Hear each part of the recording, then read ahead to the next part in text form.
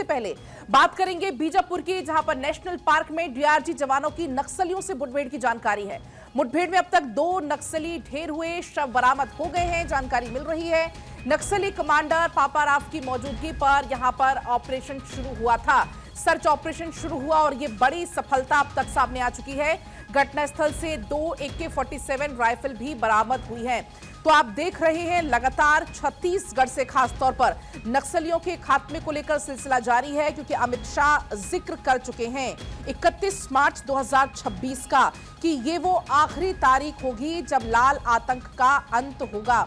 और उसी कड़ी में लगातार एक के बाद एक ये सफलताएं मिलती चली जा रही हैं। छत्तीसगढ़ के कई ऐसे इलाके हैं जो एक समय पर नक्सली बाहुल माने जाते थे, लेकिन आज वहां से नक्सलियों का सफाया हो रहा है, नक्सलियों का खात्मा हो रहा है। और आज भी ये बड़ी जानकारी है मुठभेड़ से जुड़ी हुई। बीजापुर में मुठभेड़ की जानकारी है, 2 नक्सली अब तक ढेर हो गए हैं, शव की बरामदगी भी हो गई है।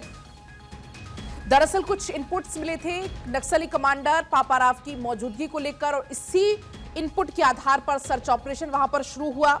हालांकि जानकारी तो यह भी है घटनास्थल से AK-47 राइफल भी अब तक बरामद हो गई है। अभी भी इलाके में सर्च ऑपरेशन चलाया जा रहा है। तो ये बड़ी जानकारी बीजापुर से है, जहां पर एक बड़ी सफलता सुरक्षा बलों के हाथ लग गई है। 2 नक्सलियों के मारे जाने की जानकारी है। बीजापुर जिले के नेशनल पार्क क्षेत्र में डीआरजी जवान और नक्सलियों के बीच मुठभेड़ की ये जानकारी है। दरअसल आपको बता दें, तलाशी अभियान यहां पर चलाई जा रही थी। इलाके में एक बड़ा नक्सली ग्रुप मौजूद है, ये कुछ इनपुट मिला था। और इस बीच के शंकर जुड़ गए हैं और ज्यादा जानकारी के साथ।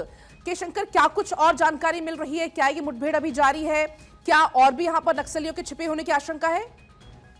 बिल्कुल पलक, बताना चाहूंगा हमारे दर्शकों को लगातार जिस तरीके से जो बस्तर में नक्सलियों के खिलाफ जो ऑपरेशन चलाए जा रहे हैं, और यही वजह रहा कि जो नेशनल पार्क एरिया है, जो बीजापुर जिले का नेशनल एरिया पार्क है, उस इलाके में जो कि बड़ी संख्या में नक्सलियों की ओनों की मौजूदगी थी। जिस पर बात की जाए तो एक बड़ा नक्सली कमांडर पापाराव, जिसकी सूचना लगातार उस इलाके में होने की जो जानकारी मिल रही थी, उसकी उपस्थिति होने की मिल रही थी। तो इसी लिहाज पर जिस तरीके से जो संयुक्त ऑपरेशन इस इलाके में जो कि बात की जाए तो लॉन्च किया गया था, जिसमें डीआरजी जवान इस पूरे ऑपरेशन में मौजूद है। तो इस लिहाज से देखा जाए तो यहाँ पूरा मुठभेड़ जो की बात की जाए तो उस इलाके में हो रही है और अभी भी उस इलाके में मुठभेड़ जारी है। जिस तरीके से जो मौजूदा जो प्रारंभिक जो जानकारी यहाँ निकल के आ रही है कि जिस तरीके से घटना स्थल से अब तक के 2 शव बरामद कर लिए गए हैं और साथ ही AK-47 का राइफल भी बरामद किया गया है।